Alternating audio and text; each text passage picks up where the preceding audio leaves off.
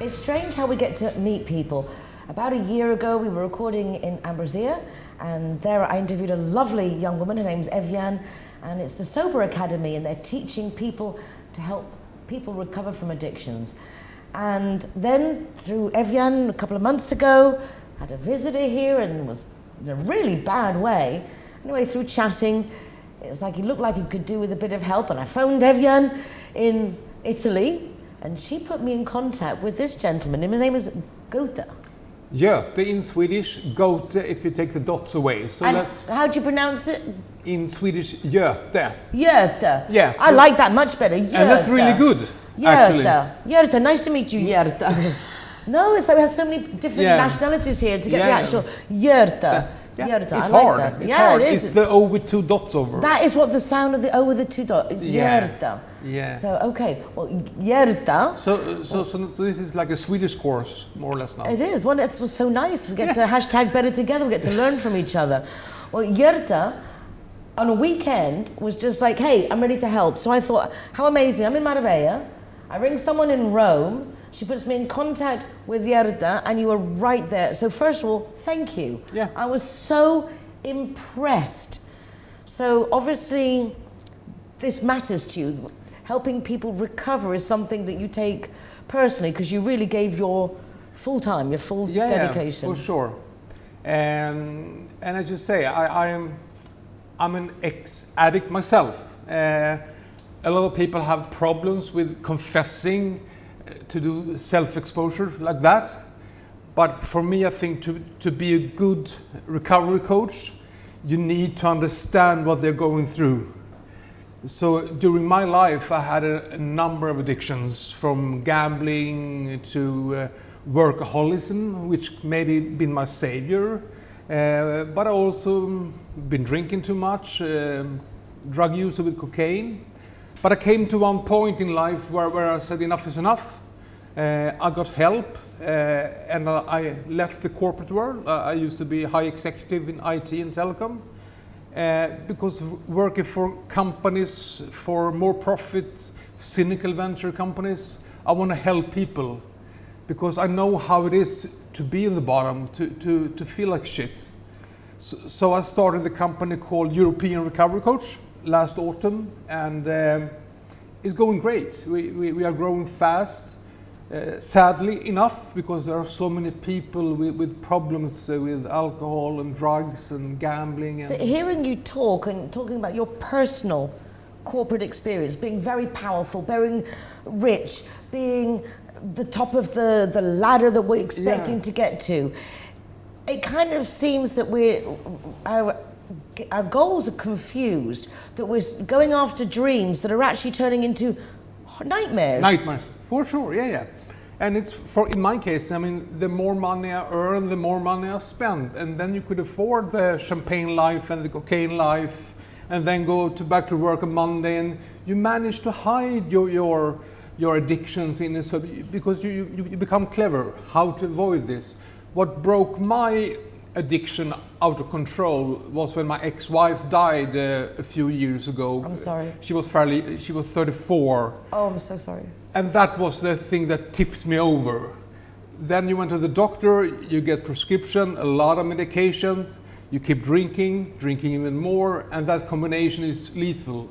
So I was a loose gun for a few years until I got the help, and then I met my new wife, and I realized the way I'm living now, I will not survive. Our marriage will definitely not survive. So I just decided to become sober. I got help, and I've been sober now for 3.5, 4 years. That's absolutely fabulous, particularly that you got the realization, because I think, like in anything, taking responsibility is the hardest thing. Yeah. Awareness is one thing, but saying, I am now going to take responsibility and change it, that's where you come in as a coach. And I think the important thing, if you think, do I have a problem? On my website, europeanrecoverycoach.com, I have some questions that you can read. Is this applicable to me or not? Because a lot of people can drink and they're not alcoholics. So when does it become a problem? when it affects your work, your relationship, when the addiction gets consequences that you don't want to happen. And that is where I step in. I mean, we have AA and NA, and they're superb places. But some people maybe don't want to talk in a group. Some people might be atheists and don't really like that God thing, or you just want to speak to someone one-to-one. So I do everything from recovery coaching. I can also be a sober companion, meaning when you leave rehab and you come home, suddenly your life is different. Before you were getting money to buy drugs, to use drug and sleep off the drugs 24/7. Now you have so much time to kill. That's a big one, is it changing your life habits? Yes, and there I can go and stay with the client for a week, for a month, to learn that person how to go to the grocery store, to play paddle tennis, to exercise, what it is to have a life without drugs and alcohol. I think you hit the nail on the head. I think absolutely amazing. Chapeau, sir. Yeah. Because it really is. It's rebuilding, having a social life. You have to change absolutely everything. Everything. Absolutely everything. Yeah. Well, Jurta, yep, from Sweden, living here, has been there, done that, worn the t-shirt, and is now helping you to make your own t-shirt. Yeah. Sober and super. Thank you so much for inviting me to the show. No, absolutely a pleasure. I'm pleasure just so being proud here. of you, so grateful to you. Yeah. Thank you very much. Thank Jurta. you. Bye.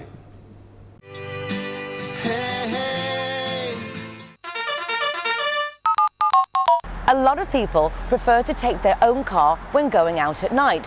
However, when it comes to time to go home, that might not be the safest or wisest option. For some, just one glass of wine could put you over the legal limit, which means if you drive, you could put yourself or others at risk. If you find yourself in this dilemma and think possibly you should not be driving, you can just give Linja Director a call. They will order and pay for a taxi, which will take you and your fellow companions who were with you in the car home with up to a 25-kilometer radius, as long as you all fit in that one taxi and you're all going to the same place.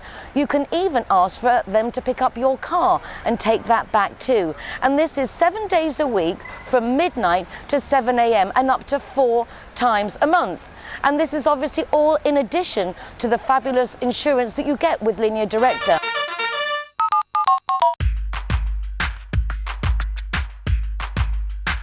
Hello, I'm Oksana Mes from OWL, welcome, and all Zero Heroes welcome here to enjoy our special treats, non-alcoholic mojito and homemade lemonade.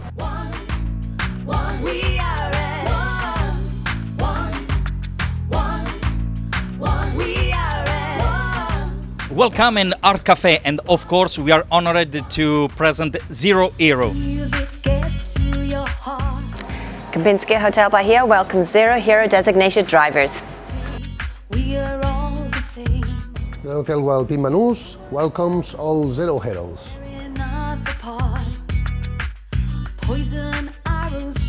So here in our sports bar, we are Zero Hero partners, of course.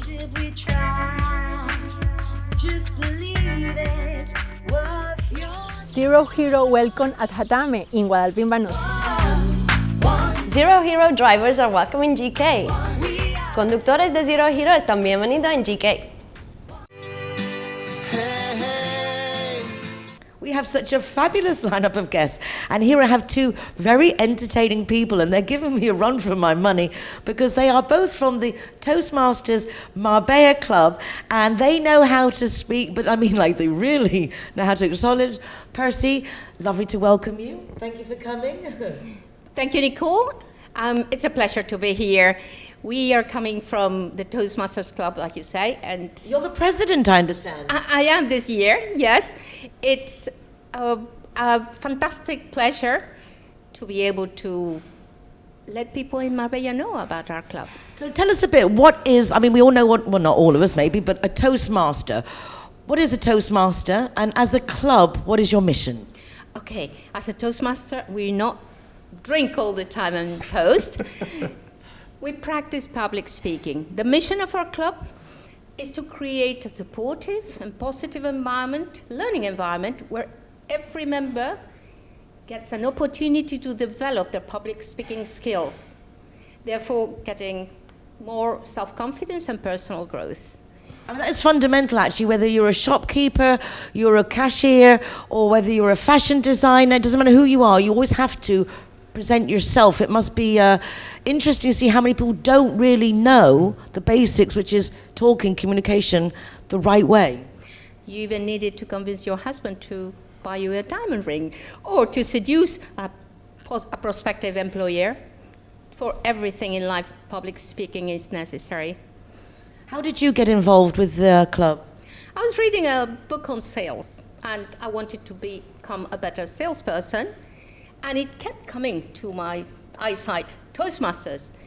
I found this club here, and I've joined about 6 years ago, and it has made such a difference in my sales, in my working life, as well as my social life, I guess.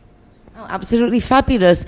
Percy, thank you so much for joining us. He and I have got a challenge going on because my dad used to say that I had verbal diarrhea, and it's like, I think Percy's we're going to do a challenge. You're a good talker, I believe, Percy. Oh, I don't know. I'll let others decide that.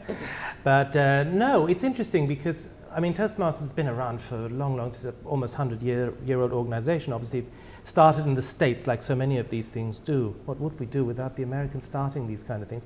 And it grew, actually, it was interesting. If you look at the history, it was a teacher, Dr. Smedley, who found that all these, students were very, very bright people, but they couldn't express their bright ideas very well.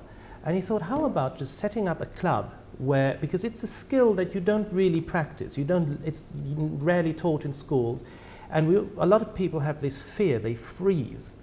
Not small children, incidentally. Small children are very confident, but it's a fear that we learn. So it's learned from society, exactly. That's interesting. Yeah. And it's a lot of, I mean, they always say the biggest fear in the world is fear of public speaking. And I believe there is no such thing as fear of public speaking. It's a composite fear. It's fear of getting stuck and forgetting your lines. It's stage fright. And more than anything, it's fear of making an idiot of yourself. Exactly. Yes. And this is something that we develop as, unfortunately, our early public speaking experiences are usually in school. And that's the worst environment. So what he set out to do was set up a social club, basically, where people could meet and practice this skill. And that's how it started. It was obviously a male-only organization, incidentally, until the 70s. And the first female member joined under a male name. This is an interesting side anecdote.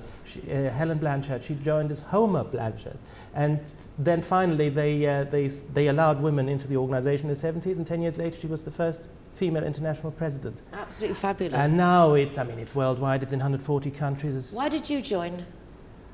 Because I was a socially awkward, lonely young man in Marbella. That is actually a true story. And look at him now. I mean, you are so suave, sophisticated, debonair, good-looking, and that accent. Oh my God! I mean, it's just you're like.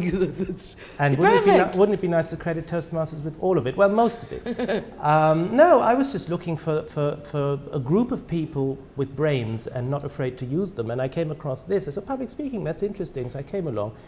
And initially nearly turned on my heel and left because the average age at that time was quite high. And for me, it's like, they all spoke German for some reason. But then I stayed, and then it just started an addiction in a way. I learned so much about myself. You know, public speaking is a starting point because there is so much more to it. Actually, it's about, I mean, the tagline of Toastmasters is where leaders are made. So it's about leadership as well. But communication goes beyond. When you do this, because they put you on the spot, so the way it works is, for example, the prepared speeches. You work from a manual, and you have a strict time limit, 5 to 7 minutes. And you have to fit it all in 5 to 7 minutes, and then you learn bit by bit. So structure, for example, is very important. You've got to have an opening, you've got to have a body, you've got to have a conclusion. Now, how do you get there? You need to know... I think we have to save that for you to join the Toastmasters. Can't give it all away. Before we finish... Can we join? Where do you meet? How often? And how do we contact you? Okay. And if you want to see how our meetings go, come to La Roche, room 19. This is opposite Olivia Valère on the Eastern Road. Every Wednesday, we start at 8, so come 20 minutes earlier. And join us. Thank you very much. Thank you.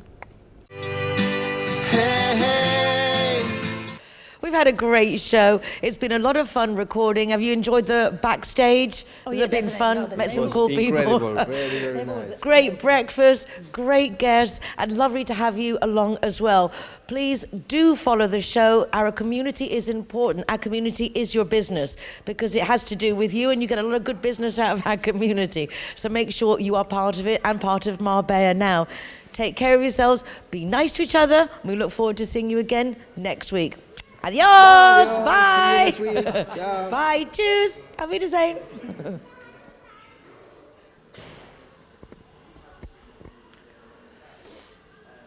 I just managed to grab Don Ramon Pons, who is the General Director here at the hotel, and say thank you so much. Our guests are just delighted. You are treating everyone so beautifully. It's a pleasure as usual. It's my pleasure. Really. Are you enjoying meeting the wide mix of our international community? Of course, yes, I do. I do enjoy. Yeah, it's very good.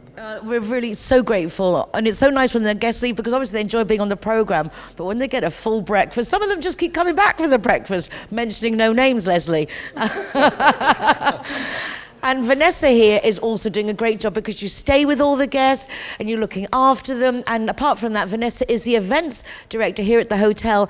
And what a great venue for communions, First Communion, which is a big thing in Spain, right? Yes, the First Communions are so important here in Spain, so we can celebrate here in our restaurants, in our venues. So we invite all the families to come here to prepare the communion. And the nice thing is it's got all the exclusive thing that the family, the parents want, but then you've got the beach, the promenade, and all the space for the kids to run around, which is very important when you're doing a First Communion. Yes, we have a special venues for the children that they can enjoy it with the amusement and everything. So as you see, not only do they have valet parking, which to me is like the be-all and end-all, you also have the great restaurants, and you have great food, you have great views, and you have these guys, which is just really the cherry on the top. So thank you very much. Muchas gracias. Muchísimas gracias. A celebrar la comunión aquí, en el Hotel Guadalpín Panús.